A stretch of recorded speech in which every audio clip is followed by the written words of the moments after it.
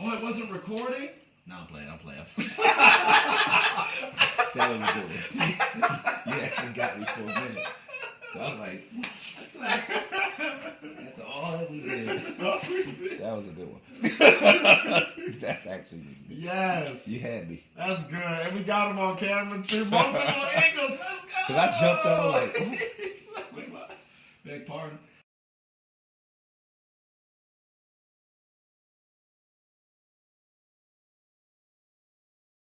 good morning, afternoon, and evening, ladies and gentlemen. I am Reginald Bullock, and we have Trey Wilder, and this is Just Living Life. Thank you for coming back and checking us out. Hopefully you have been watching the videos, learning from the videos, and watching us have fun making the videos. What's up, Trey? What's up, Reggie? I got a question, bro. What?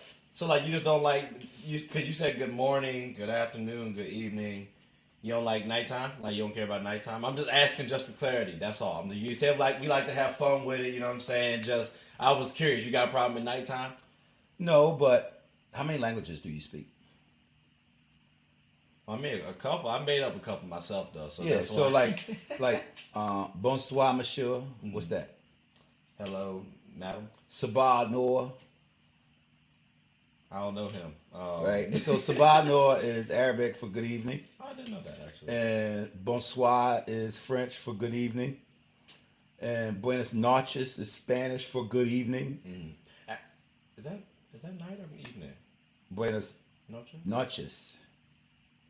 Because it's notch and you think it's night. Yeah, I was thinking night. Now, the other piece that you said, what did I have a problem with? What was your term? Nighttime. It's not called nighttime. When you go to different countries, they say good day and they say good night. So at night, they say good night. Okay. Yeah, they don't say nighttime. They say, like, in the morning, you say good morning. Yeah. At night, they say good night. Right. So I don't have a problem with it, but who says that? I say good night. Like, they got the acronym GN. You just good said night. good, Like, yeah. I'll But say, you said nighttime. well, I was asking because you didn't say nighttime. Like, you mentioned evening, morning, the day. You didn't say nothing about night. That's all. I just noticed that. I was curious. That was all. So what does AM stand for? Morning, And what does PM stand for? evening. Past morning, right? So, I mean, you can call it what you want. But good morning, afternoon, and evening. I am Reginald Bullock, and this is Trey Wilder doing what he does, and I'm doing what I do. Welcome to Just Living Life. Matter of fact, Stevie Wonder has a song that says, "Good morning or evening, friends. I don't know. Is your friendly announcer. I have serious news to pass on to everybody." We do have some serious news actually to pass on. To What do folks, we I have? guess. So, ladies and gentlemen, we're actually talking about today thankfulness and inspiration. If y'all have been following the episodes thus far, you know that we have really a two-parter every episode. So, if you haven't, now you're up to date. So we're gonna start it off with thankfulness. Yes. So Reggie, it's Thanksgiving. You know what I'm saying? It's around the corner. It's really more than around the corner. really around the corner, right? Mañana. You know what I'm saying? But when they see this, though, it's probably gonna be after That's true. Thanksgiving. That's though. true. But what food are you most thankful for, out of curiosity, for Thanksgiving? Because I just give a little context. He likes to, go out in the wild and hunt and all that stuff like that. That's Reggie. So when I ask that question, this is not a foodie type of question. I don't think it's more of a what do you like to eat, especially after you've potentially caught it. I mean, what are you most thankful for food wise? Well, I mean, I like turkey. Mm-hmm. There have been times though where I have smoked a turkey, fried a turkey, and bake the turkey at the same time. So I'm that guy. I'll get like 2 or 3 turkeys. Same time. And yeah, because they taste different. Yeah. A turkey out of the oven tastes different than a smoked turkey. It tastes different than a fried turkey. That's fair. So sometimes I just want them all. Okay. And then there are times when I would just go all out. So I may have turkey, duck. I'm going to have duck tomorrow. I'm going to have duck and turkey. Sometimes I'll have venison. Maybe What is venison, out of curiosity? deer. Okay. Maybe in case y'all was ignorant like myself, you know, if y'all knew. And then I know a lot of people make a ham for turkey. I will maybe smoke a shoulder and make chopped barbecue out of it. Yeah. Chopped barbecue out of a shoulder. What are you thankful for? And this is kind of what he's talking about, what we're talking about. What are you thankful for? There's a lot that, you know, I have to be thankful for. There's a lot that Trey has to be thankful for. But what are you thankful for, really? And so, second way to you. I said second way. On purpose. So what are you thankful for?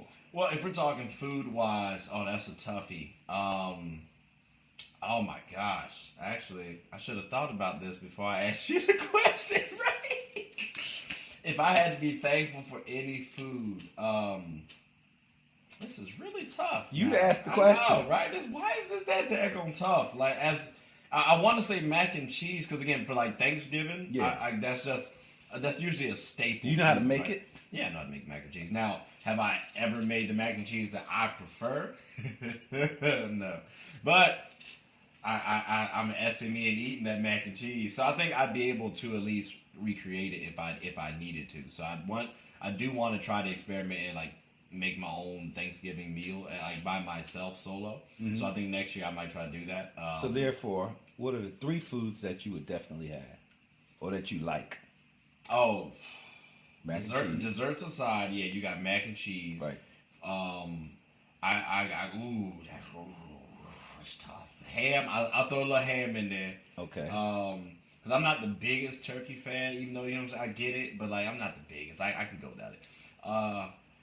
Okay, no. I'm gonna go yams with marshmallows on top of it. There You know you what I'm saying? go. You gotta have that. Actually, or I might be lying. No, I can have collards any other time. Dang. It's a toughie. I'm gonna have collards as honorable mention. You know what I'm I saying? just made a whole bunch of collard greens.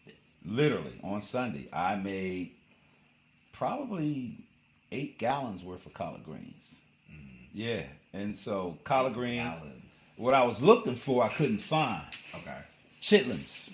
No, you got it. No, that's no. That is a Thanksgiving Challenge. and Christmas Challenge meal. on the plate. Chitlins, man, Foul. with some hog maw in there. Nah, I'm cool with hog maws, but like You know the hog maw chitlins. is. No, a little bit about that. Chitlins though, no. Like I've never even eaten chitlins before, but I was 7 years old in Fayetteville, and I promise you, I smelt them one time, and it was at someone else's house too. So I'm like, no respect. So you've never eaten nothing that smelled bad. Like eventually you stumble across something, Right. But like chitlins is just a hard no. Like Okay. it was that. Nah, I'm good. Like Matt, yeah, nah. So aside from food, what are you actually thankful for? I'm actually thankful for actually mentors, friends, family. This platform, like it allows me to get into my own world, be creative, express myself in a variety of ways. It also allows me to potentially help out somebody, whether they wanted to think something differently. You know, I recently I was recently talking to somebody, and they asked me why do I like making the shows. Right. And then I was like, honestly, bro, it's to help somebody else out. Like it's to give someone else an outlet. So I mean, I'm thankful for everybody who has helped me get to this journey. And I'm also thankful for those who I guess are inspiring me, whether that's older, whether that's people who are younger, people who are looking up to me, whatever the case may be. I'm thankful for that reason, as well as my own maturity too. I think this past year I've done a little bit more maturing. I'm still immature. I'll gladly attest to that. But like I think overall, like I've been taking solid steps to maturing. So speaking of maturity, the 21-year-old Trey, what should you have been thankful for that you weren't at that year, at that time? I think how easier life was in comparison to like now. There's more responsibility, right? But I think that's also just when you're younger, you don't know a lot of stuff too. So I guess from that vantage point, I would be more thankful having less on my shoulders. Also, they say age is wasted on the youth. yeah, I can see that. Because I didn't have too many regrets, I guess I would say I'm fairly thankful for a lot of stuff, but like I would be more thankful, I would say, looking back at it now. How about yourself? Well, I mean, I have a lot to be thankful for. I'm always thankful for my health, because the older you get, the more stuff starts to change. I should have said that. At age 55, everything started falling apart, man. Meniscus surgery in both knees, and spinal surgery with pins and screws in my back, and all kinds of stuff, and foot drop, and I mean, I go on and on, arthritis. And so I'm still able to do things though. Right? I'm not bedridden. Yeah. I'm not walking around with a cane or a walker. And so I'm able to be active and get out there. So I'm very thankful for my health. I've lost so many friends. I remember I went to a funeral last year, and this guy was born 8 hours after me in the same hospital. My mother and his mother were in the hospital at the same time, and I'm at his funeral, and I'm still alive. So I'm thankful, for my health. I'm thankful for life, and I'm thankful for my journey. Yeah. I came from the hood, right? So I'm not there anymore. But the journey from the hood to where I'm at now has taught me so much. To your point, you're able to help people. You're able to do more for other people because of all of those experiences. And so to that end, I'm thankful for my experiences. Yeah, so I mean, it's just so much I'm thankful for. It's been in 2023, it's just been a great year for me. Yep. So I'm thankful for that. Now, we're using the word thankful, but sometimes it's either synonymous or different than the word grateful. What's the difference though between grateful and thankful?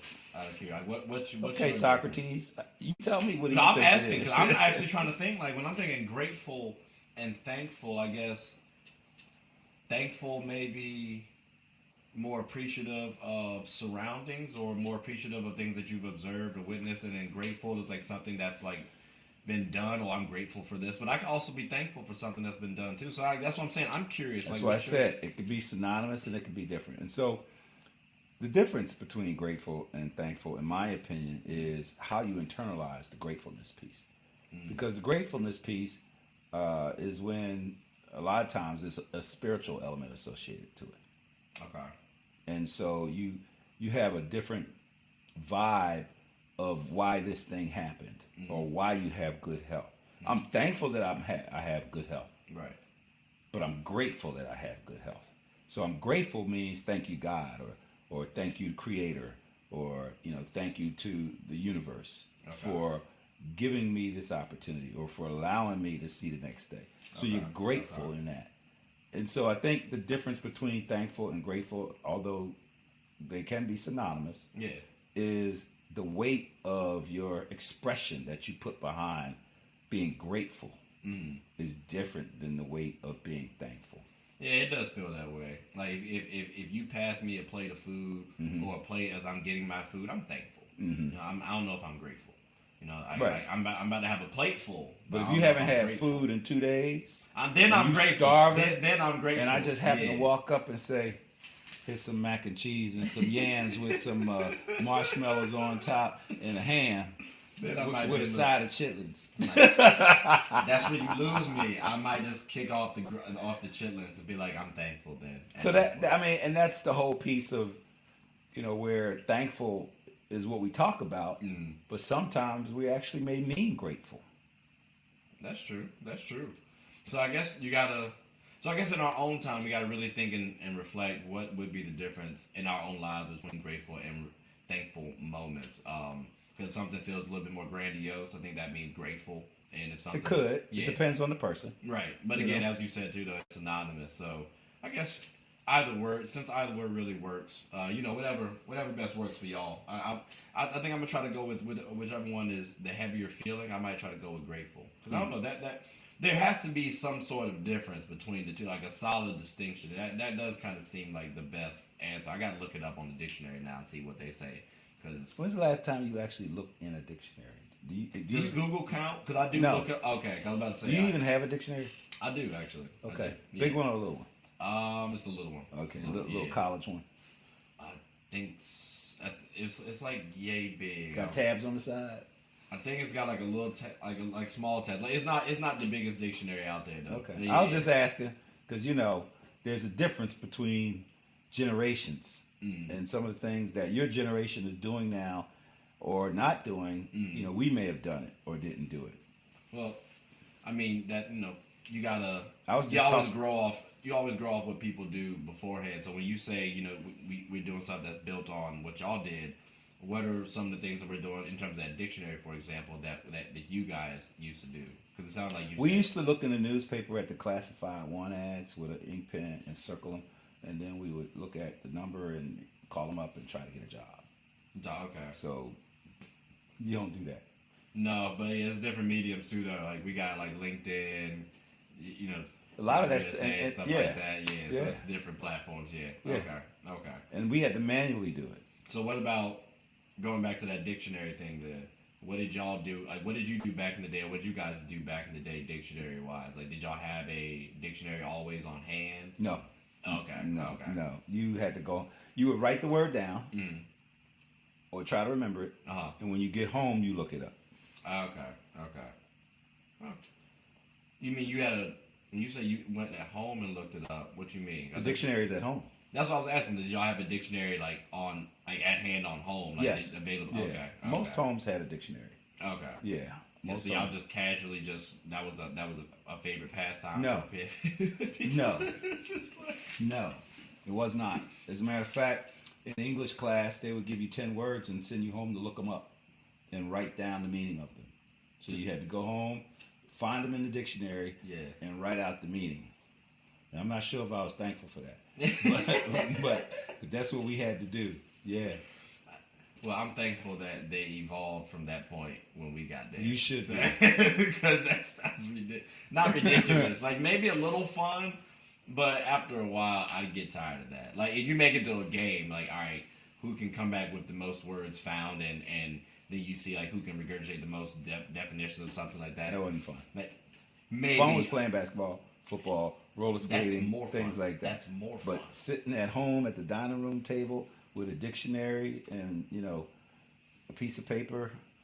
See, okay, now that's different because I'm also envisioning I'm multitasking. I got a TV in front, you know what I'm saying? I'm watching a little sports, maybe a little Lakers. Kobe was active, you know what I'm saying? So back then, most houses only had one TV, and a lot of them were black and white television, the big giant one, and that was it. You weren't multitasking, watching something like that on TV. And all of those sports that we watch now were not on television. Yeah, it's a little different. And we only had 3 channels. Yeah. But then we had 7. Okay. 7 channels total. 7 channels total. So, and we were thankful for that. See, yeah, there's way more than 7 now. Channel 3, Channel 6, and Channel 10, Channel 12, Channel 48, and Channel 33. I remember those. And sometimes Channel 17. That's wild. Yeah, there's way more than with 7 antennas. Now. I remember the antenna days. Those are far gone. But I mean,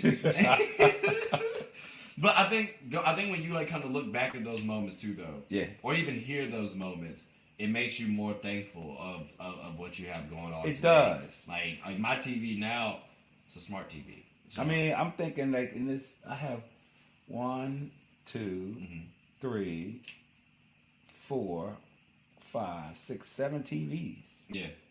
And 4 laptops and a PC. Yeah.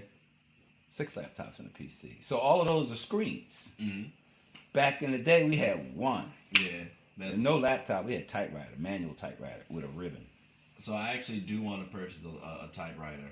I think it's actually fun. I think it's actually neat. You know what I'm saying? Like it's retro. Like I appreciate the old school stuff sometimes. You know what I'm saying? Like.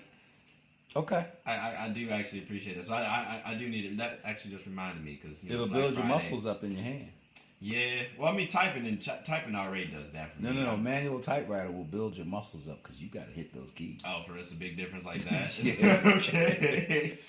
Yeah. All right, I'm gonna have to try and see that. So I think that's gonna help me be at least a little bit more appreciative of, like, it's the simple things in life, and I think a lot of times we are looking at our world from like a really, I don't want to say spoiled lens, but like a spoiled lens to a degree, and like I think we got to just really take. We use the back. term now called entitlement, and it's an entitlement type of generation.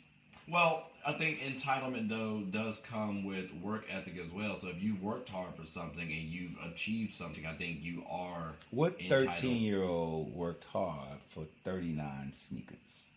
39 sneakers? Yeah, they got 39 sneakers and they want a 40th one. You know, and then you got kids turning 16, they want a car. They don't have a job, they want a car. The want is you know is cute. Anybody can have a want. And then they get it. See, So then they get used to receiving these things, and then they start to expect these things. And then when they don't get these things, they get mad or throw a temper tantrum or whatever you want to call it because they feel entitled to this stuff. Like it's supposed to happen. Mark down the street got a car when he turned 16. I want a car when I turned 16. See, that's more of a parent thing. Anytime I hear prom that, coming, high school kids, limousines, and all kinds of other stuff, and parties and everything. They don't even have a job. How is the prom for a 17, 18-year-old costing $5,000-$6,000, and they don't even have a job? Well, I think in today's society that is more of the norm. How is it the norm? No, I say it's more of the norm. Why? Like you get more people who, for example, you might have some parents say, "I want you to focus more on your studies than get a job."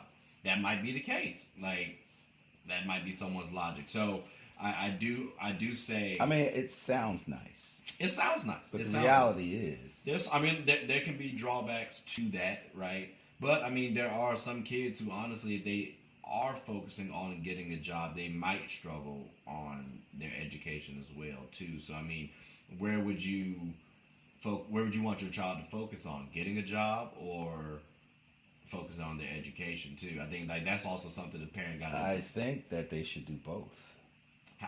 Because, okay, so do you think every kid can do both? I think living is a requirement.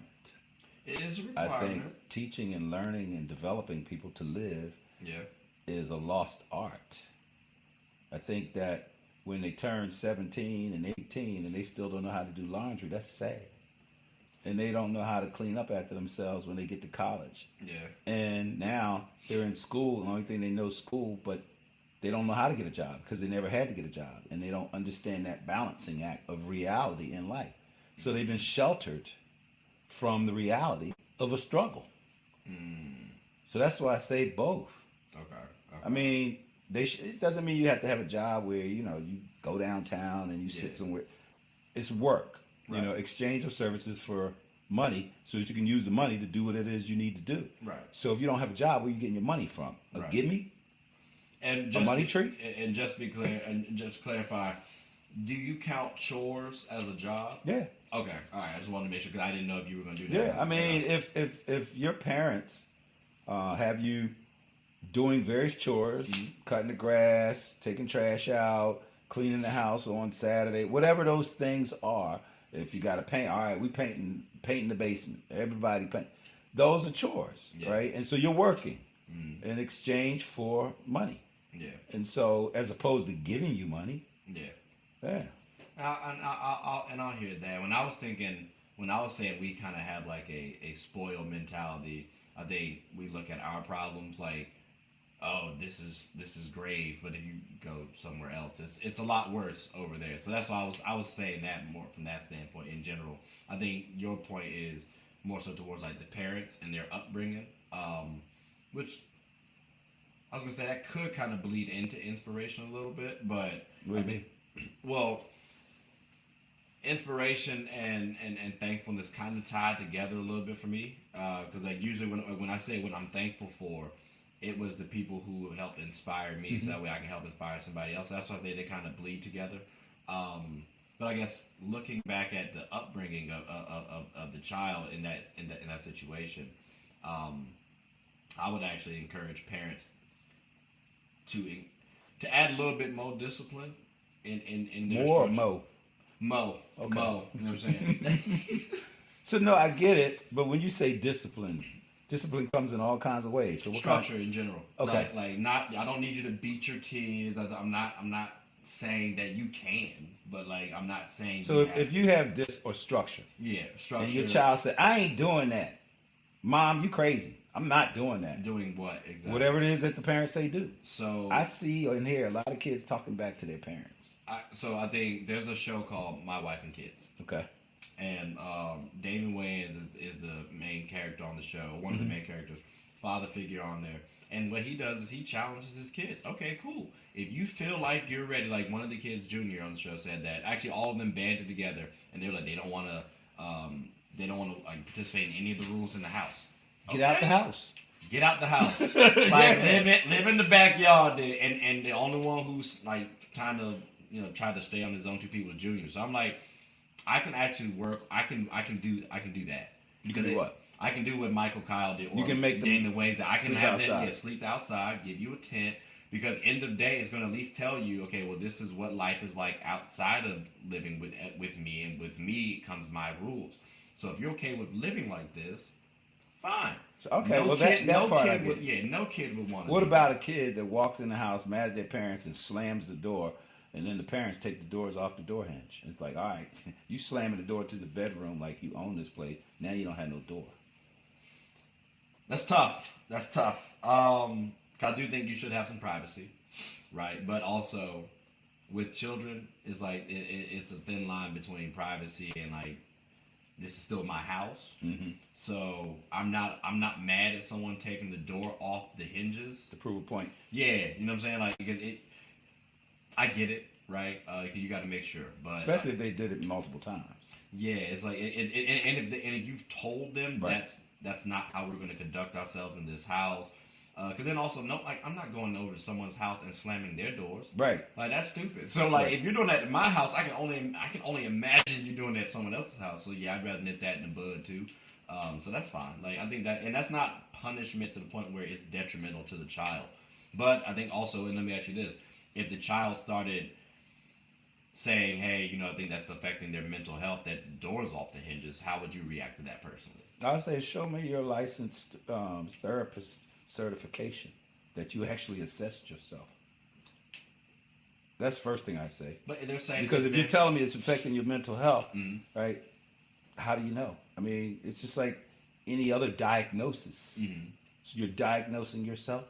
All right, break it down for me. I mean, we do say that we know ourselves the best, though.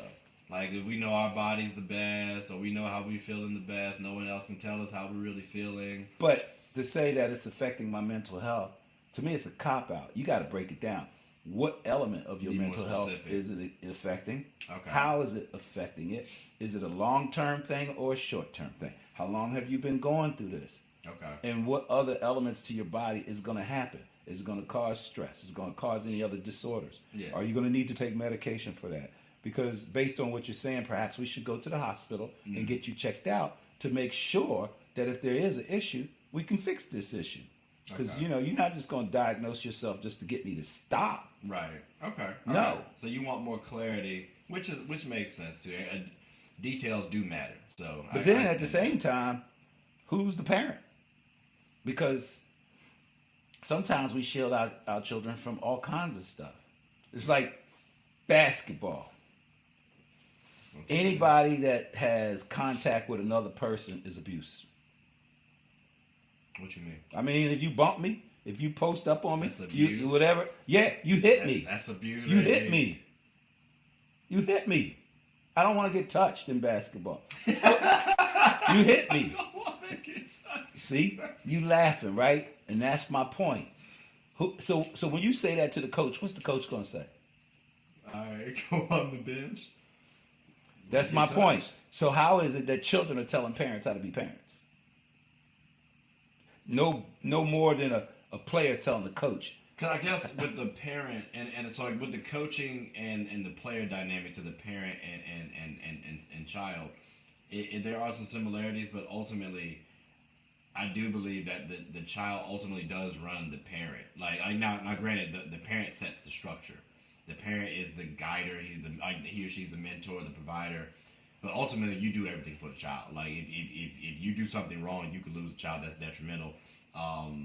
Like they are really running you. So I think with the coaches, you're running them. Like you're kind of maintaining them. They're to But a help parent your is a coach. betterment. A parent is a coach. So A parent they is are, a teacher. They are. A parent is a mentor. But they're also and more, the children might not be thankful for the parents. They're not. And see, with players, you have to be more thankful because the coach is not your parent typically. So they can focus on 14 other kids. The parent, usually that's a one-on-one dynamic. Like I would, hey dog, there were some days I wish there was 14 other kids to help out. I mean, so I'm just saying that I don't know. Like, but back to the structure piece that you mentioned, right? Mm-hmm. You put structure in place, and the child's not following the structure. Now what? Well, you gotta take away stuff, so that way they can become more thankful. You put them in timeout, as you saying? I don't think just timeout. I don't, because you can be away from society for a little bit, for like a small amount of time. And Here's an come example. back. Here's an example. Cyberbullying. Mm-hmm. And people are saying and doing all kinds of stuff that are hurting other children to the point that these other children are committing suicide. Or bringing guns to school. And right. killing other people, yeah. So what should the parent do about their badass kid? Who has been bad for a while. They know that. They don't seem to be able to. I can't control him. I don't know what to do. And then he hurts somebody. Mm-hmm. So who's responsible? I mean, if I'm the parent of the cyberbully, I would take away their electronics. Mm-hmm. Cause that's extremely grave. Like just like saying that out loud, I had to think about like, dang, that's the phone, that's the computer. Like you almost got to ask yourself, is it too much of an inconvenience on your own life? Because you still got to communicate with the child. Mm-hmm. Like you got to do a bunch of stuff, but you can also block them from accessing their friend's computer while they're over their friend's house hanging out. Oh, you think they can go over to friends' houses? That's cute. Like that's not at all. Oh, so now they on punishment? Yeah, you're on punishment. Like what you mean? Yeah, you can't if you can't get access to your computer, to your phone, you can't go. Then how are they gonna do their homework? For those how reasons, they gonna study? For that you can't. We'll block websites. My and point: stuff like children that. find a way around everything, and they're still doing that stuff, right? And so, again, it's hard being a parent. It is, but let me ask you this: and the children may not be grateful or thankful for their parent, so they're gonna do whatever they want because they feel entitled. Now let me ask you this though, because going back to your point earlier on, like a kid working, right? Mm-hmm. So if you're working your tail off to remove stuff from your child's life because mm-hmm. they've done something wrong, mm-hmm. and these little runts sit up there and find a way. Are you not halfway thankful? Because you like, you know what, they kind of resourceful. Like that's how I might look at that. Because I try to think like, all right, well, kind of like them Santa Claus presents in the house like that you found. That you found. Like, prior to Christmas. You know what I'm saying? Like, I think you might have to look at it that way, too. Because at some point in time, you got to tip your cap to them. At some point in time. I mean, it depends on your level of understanding and cultural awareness mm-hmm. and education and your emotional intelligence, your positive intelligence, and, all of that, right? And yeah. So you might not be that smart. You could be from the Philadelphia projects. Didn't even graduate. Dropped out of school, 10th grade. Now you got kids and, you trying to make ends meet. And so you could be that parent. Okay. So, one of the things that society has a tendency to do mm-hmm.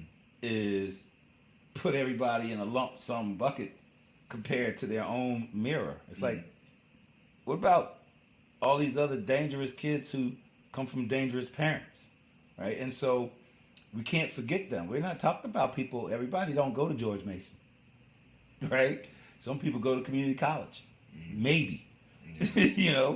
And they just don't know. Mm-hmm. And they were raised by parents that never went to college. Yeah. And they just don't know. So if they don't know what they don't know, mm-hmm. these kids are doing what they do. That's a reality that's impacting the society. Yeah, no, that's true. And now speaking of, impact into society, kids, parents, that kind of leads me to inspiration personally. I don't know about you. But My question to you is this, Reggie. Outside of, like parents and like those close cousins and stuff like that, who would you say is the biggest inspiration to you becoming you? Who would you say that would be? Wow. Because the journey in life, you meet so many people, Mm-hmm. and they impact you. They give you a couple tools, and now you have it. And then your stages in life, you got some people that walk the journey. But the one person that's been with me the most was my mother. No, I'm saying like not outside of family. Outside of Outside yeah, that's what I'm of saying. And that inspire me. Yep, and you could have met them or not met them, like just. Got it. In general. Man, that's hard because there's several.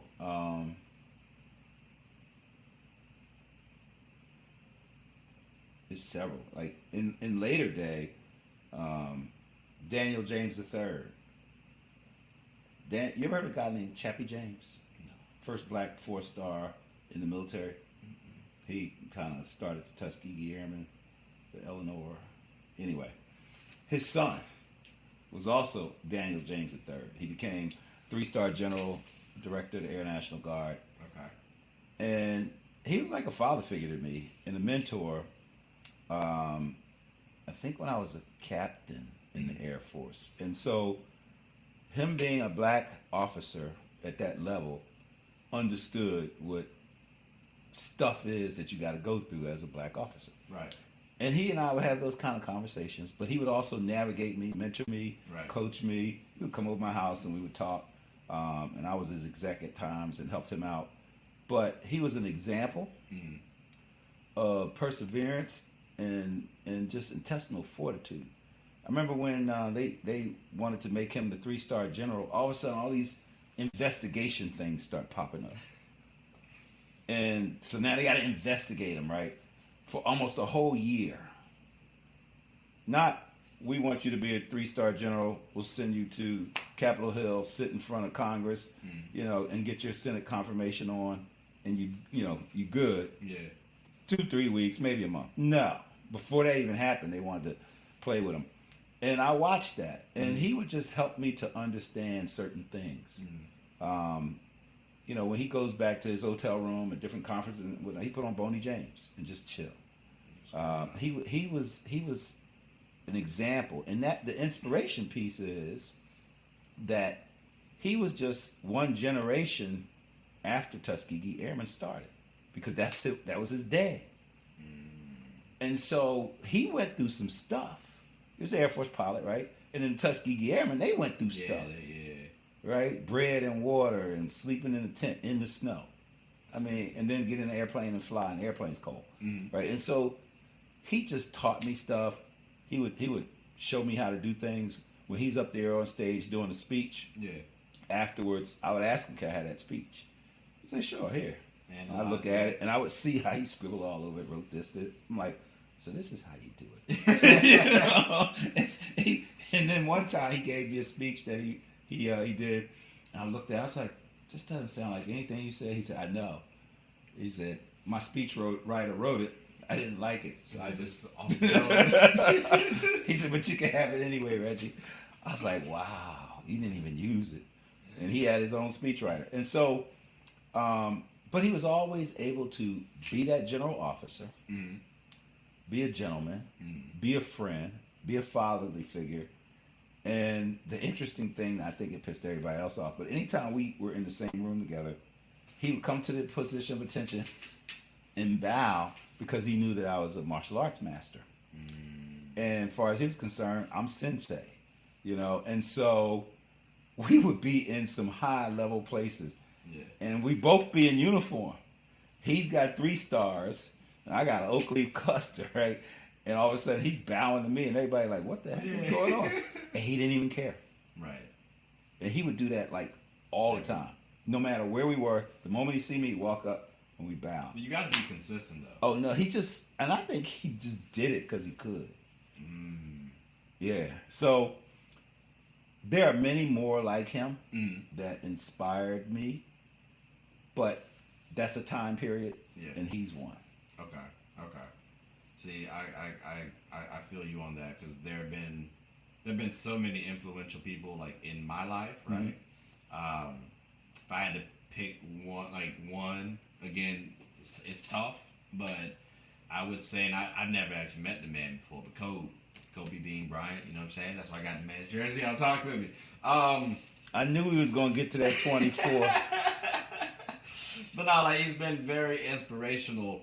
And still is. Yeah. I was about to say for a multitude of reasons, because when he was living, he inspired me to play basketball, which also helped me network and really helped make me to be the person I am today. Then you also got when he died, and it's like it just kind of helped motivate me to get the show up and running, get a bucket show, which now has morphed into the network. So I'm trying to build up, which that's another person. Another person that inspired me for the networking part. But again, he helped motivate me to actually get up and not just start keep planning the show or keep thinking about it. Just get up and do it. So, execution. So again, I would say Kobe would be that inspiration piece for me.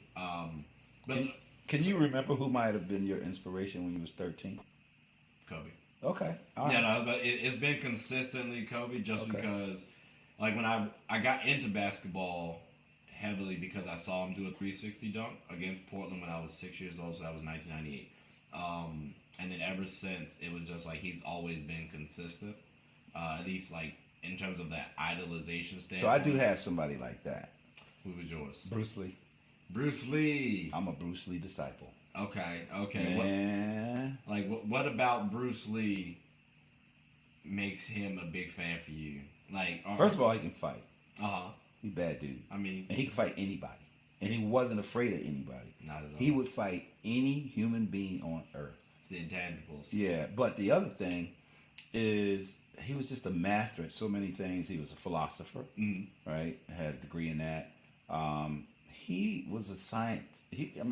From the scientific element of martial arts in the human body, he created so many things. You know how we use all of these fitness equipment, and they used to call them Nautilus and Universals and stuff like that. He invented a lot of that stuff because he needed to train. Okay. So he came up with a lot of that stuff. Interesting. Yeah, he wrote the movies that he didn't get credit for. For instance, Kung Fu, that whole series that became a multi-million-dollar series, he wrote that. And they stole it from him. That's tough. And David Carradine, a white guy, plays a Chinese guy. They stole it from him. And then Green Hornet, right? He wrote the Green Hornet, and they stole it from him. Literally, Hollywood stole it from him. This guy was so talented. He had built martial arts studio in California, just learning how to speak English, and just made this empire, created Jeet Kune Do, a whole new martial arts. And he was just confident. Okay. 100% about anything and everything he did. His fitness routine was amazing. His 1-inch punch, right? To be able to do that and knock a person 6-7 feet, 1-inch punch, I can show you. But he just mastered so many things. And then he could fight. I was from the hood. Yeah. So I had to fight whether I wanted to or not, whether I liked it or not. And I got my ass beat a lot. So how do I stop that? Try to be like Bruce Lee. I get that. Plus, too, he also had swag about himself as well. Oh, yeah. So, that was always... But you know why? He was a champion dancer. I didn't know that. He was the champion cha-cha dancer for China. Really? The country. I didn't know that. Long before he could even fight. You gotta have good footwork. He was a cha-cha dancer. But I didn't know he could move them puppies like that. He was the champion cha-cha dancer. For how many years though? Do you know? How long was his? High school. Okay. And then he got into boxing. Okay. And got his butt kicked, and then he started focusing on it, and he got good. Then of course, he started learning kung fu. I feel like once he realized boxing won't it, he was like, you know what, I can use my feet pretty well too. Let's use these. Let's move them puppies again. It makes sense now. Hey, Bruce Lee was smart too. He was smarter than what we give him credit for. You thought I honestly just. And I think he still by far is and was and is the baddest martial artist that ever lived. I mean, he's the most known because like when you think of martial I'm artists, thinking skill sets. no, I'm saying when I think of martial artists, I think to the average Joe, that's the first name that pops up, Bruce Lee. Like, Depending on the age, right? who else would you Some say? people think Jackie Chan is the man. Jackie Chan is good too, by the way. He's cool, but I think he more actor though. Like he do Bruce Lee stunts. started off an actor. Bruce Lee's dad was just like Jackie Chan. They did opera. Wait, what? They did opera. That's a play. That's the show. Bruce Lee's dad was into that, and Bruce Lee was part of that, and Jackie Chan did that. Okay. And so all of that stuff is moving to the bite, but it's different in China than it is here. But yeah, but he can fight. Jackie Chan can fight. I mean, I'm sure he can fight. I just always gave Bruce Lee that nod. Oh, definitely. And he just seemed more masterful with it. Jackie. I'm sorry, maybe you did a disservice with partnering with Chris Tucker because he dropped him. Jackie Chan's good. Jackie's smooth though. Yeah. Hey, Jackie's also inspiration as well too because he actually does his own stunts as well, and not everyone does that. Because like I wouldn't mind doing a little acting, but like that's a lot right there to remember your lines, to actually learn how to take hits and falls. Because that's an art form in itself. Like I did jiu-jitsu a little bit, and they teach you how to brace for your fall, and like you gotta cup your head and then hit the floor. So I'm like, that's kind of crazy. Like so like if I ever fall, I'm still gonna mess something up, but I know at least afterwards, dang, I should have done this. Like, you know what I'm saying? Like, but you know what? I haven't taught that. I think Monday when I teach class, I may teach people how to fall on Monday. I haven't taught people how to fall in a while. It's very important. Oh yeah. I did jiu-jitsu. Yeah, and that's very important. I was like, but there's so many inspirations out there though. Like, I was just curious if you had one. Like, easily, I think mine is easily Kobe. But like, Bruce Lee. I mean, because you think about it, right? There's not a day that goes by that I don't think about, talk about, and do martial arts. Right. Exactly. Yeah. And there's not a day where I don't talk about sports. Right? Exactly. Like if y'all look at my group chat, right? Oh no, in my phone, there's so many group chats, but like there's at least 3 of them that are allocated specifically for hoops. Like specifically. Matter of fact, I met maybe like 12 random guys just because I knew one guy from hooping, and they're all younger than me too. So they call me like old or whatever the case may be. So sometimes like it's not worth it. I need to get out of this chat. But they also are inspiration as well, believe it or not, because they'll be talking and they have their own show as well. So I mean, the fact that they inspire me. See, I feel like everybody can inspire everybody, even though you're old. I think I'm young, but apparently a couple people have been saying I'm old. So speaking of inspiration, we are closing out 2023 soon, and a lot of people have New Year's resolutions, but I'm not even thinking about it like that. My question to you would be is, what are you inspired to do next year? I'm actually inspired to have my business blossom a little bit more. I am inspired to create more skits. I'm inspired to have more content out there. I'm inspired to have a better structured show as opposed to this year. This year I think I had a good step forward.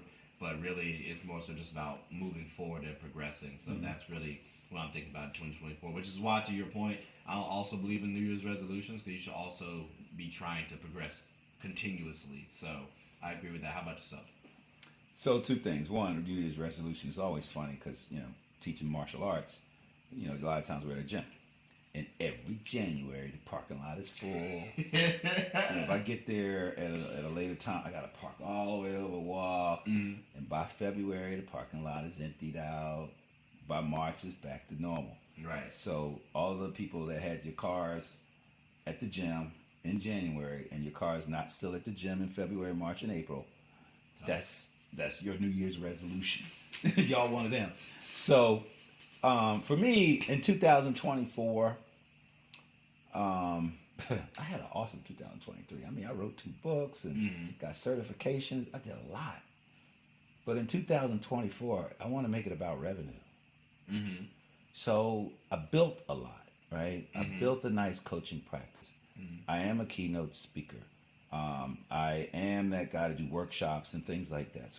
So structurally, to your point, how you were talking about structure, the structure's there. I'm certified with the government. All of this stuff is in place now. where last year this time it wasn't like it is now. And now that the structure's in place, the banking stuff, the admin stuff, payments and invoicing and all that kind of stuff, right? Right. Now it's about clients and revenue and making that money and not making, just basic money, but going after the kind of money that you can be debt free. That's nice. Yeah. That is smooth too. Are you going to be focusing on that clientele aspect now, or are you going to focus at that January 1st? No, I'm focusing on that clientele months ago. Okay. And I asked that 'cause I have a friend who... I ain't starting in January. I already started. So I have a friend who has a business that they're trying to bring up, right? Yeah. And they've been telling me about it for a little bit. I've consistently told this person, like, yo, you need to start on it. And to their credit, they have tried to set a goal, a date that this is the deadline. This is the date that when I'm going to initially start everything. Cool. I'm not mad at that. But then I hear, I'm thinking about pushing it back. So I immediately told him, you're not going to do it. Like, you're not going to do it if you push it back. Like, I've been an entrepreneur since I was 6 years old. And one of the things that I've always learned is just do it. Yeah. Just do it. Because it's not going to be the way you thought it was going to be. It may take longer than you expected. You're probably going to make a lot of mistakes and screw some stuff up. Mm-hmm. So if you just start now, whatever that date is that you have in your head, well, maybe by that date, you will have learned enough that you're doing better.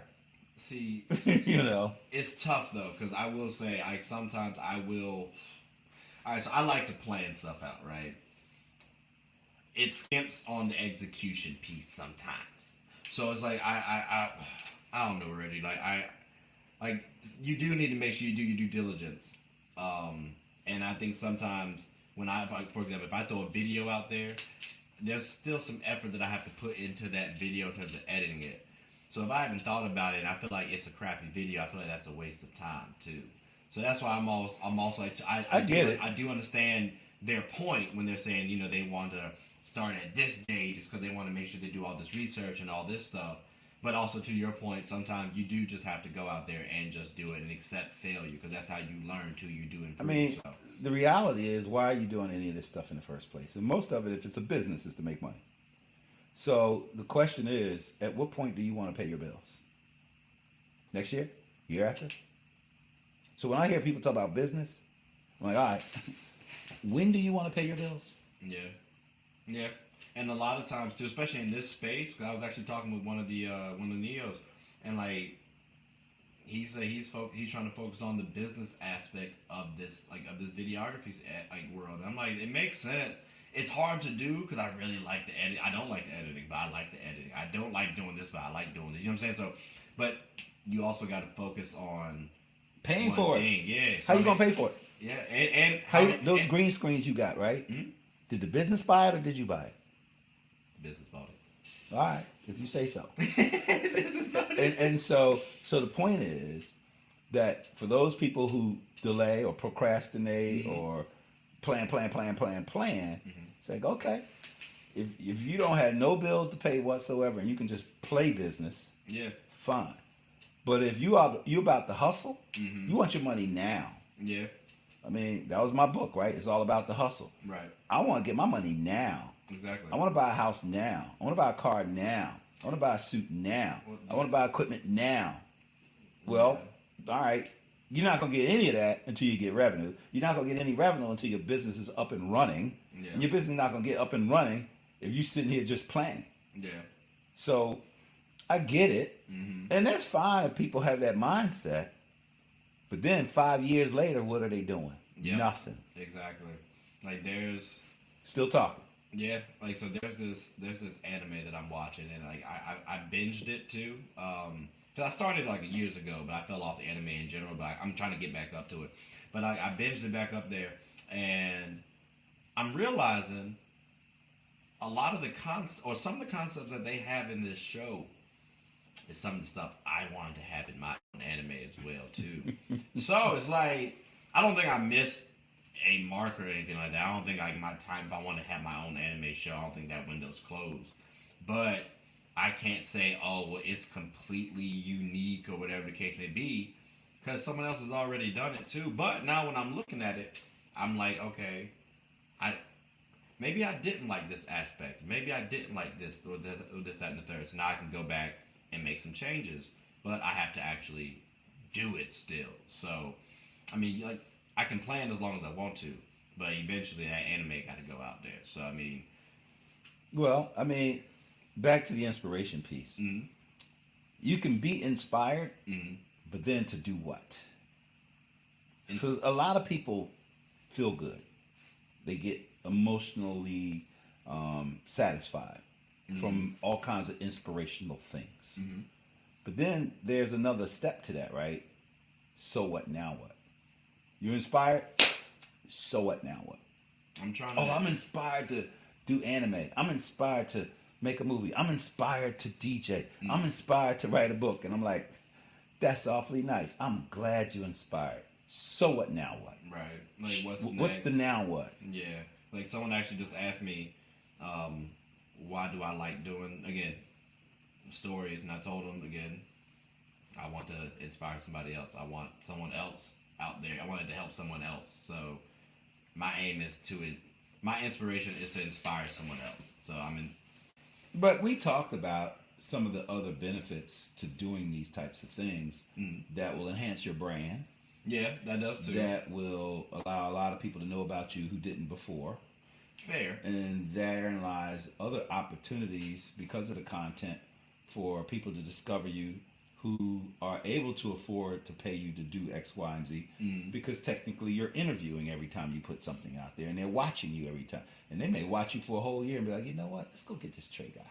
Yeah. You know, because they've been watching you and they've gotten comfortable with you. When's the last time you met Damon Wayans? The last. Never. Right. But you feel like you know him because you've seen him a lot. Yeah, he cool. Right? Yeah. Exactly. Yeah. Exactly. Yeah. And so that's what your content that you're putting out to the public is going to do to the public. They're going to get comfortable with you. They're going to get to know you. And you want to make people comfortable around you. Right. Like in life in general. And they're going to get inspired by you. Hopefully. I mean, and then the next thing you know, somebody's reaching out and calling you up and say, hey, you know, we want to have you on our show. We want to do this, and we'll pay you X amount of money for it. And none of that would have happened if you didn't do something. Yeah. And I was just having this conversation with a client yesterday and another one today. One thing leads to another. Oh yeah. One thing leads to another. Everything builds on top of one another. Yeah, if you think about your successes of where you are today, you can trace it back to something that was going on that led to that thing happening. But it was something before that, and something before that, and something before that, because you executed. Yep. You did what you were supposed to do. Exactly. And so, I mean, there are just so many examples that you can give.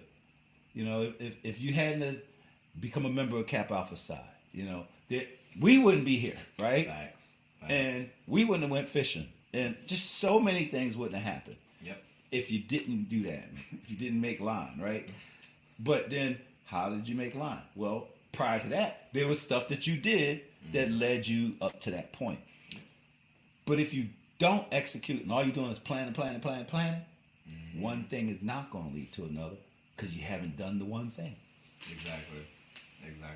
So, I mean, ladies and gentlemen, as he clearly articulated, things build on top of one another. We stated that before. I think in the foundational piece, actually, in that foundational episode. Oh yeah, you had a lot of gifts. Is you call it gifts or gaffs? Gifts. Yeah. There's a bunch of them in there. But everything builds upon one another. So again, just it's good to create your foundation and plan it, but you eventually you do want to expand, but you can't really expand if you ain't really starting to. I mean, you cannot live inside of or on top of or around a blueprint. Yeah. An architect can design so many different things and create so many blueprints, but you cannot sleep in it. You can't run the water, but it's a nice plan. Exactly. Can't live in it. Yeah, so I mean, it's good to have plans. Trust me, I like to do my due diligence. But as Nike says, just do it. It's okay to fail. And please, I'm saying this to somebody who, it's easier said than done. So I get it. But Reggie, I don't know if that's if you have anything else you want to say about inspiration. No, I think we good. Okay, I was about to say. Well, I'm very thankful and inspired actually, because when you got Thanksgiving actually tomorrow, so I'm about to be eating a bunch of plates. I know it's Thanksgiving, but it's also Native American Month, Indigenous Peoples Month. So, if you think about the history of Thanksgiving, how it came to be, a lot of times folks talk about turkeys and Native American and corn. You have all of these representations of images of Thanksgiving. Right.